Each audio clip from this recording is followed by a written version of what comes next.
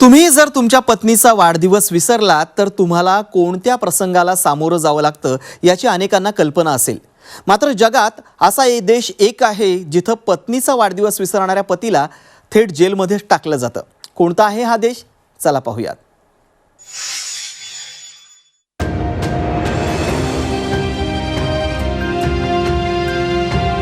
पत्नीचा वाढदिवस विसरलात तर जेलवारी। पत्नीनं तक्रार केल्यास पतीला शिक्षा।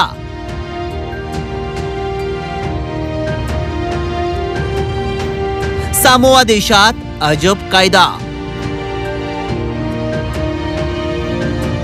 पत्नीचा वाढदिवस म्हणजे सर्वच पतिदेवांसाठी मोलाचा दिवस।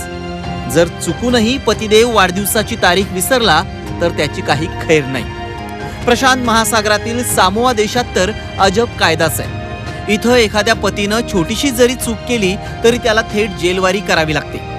निसर्ग सौंदर्यानं नटलेल्या या देशातले बहुतांश कायदे हे महिलांच्या बाजूने आहेत। इथं पत्नीचा वाढदिवस विसरणं सर्वात मोठा गुन्हा मानला जातो। एखादा पती आपल्या पत्नीचा वाढदिवस विसरला आणि त्याच्या पत्नीनं पोलिसात तक्रार केली तर त्या पतीला जेलची हवा खावी लागते।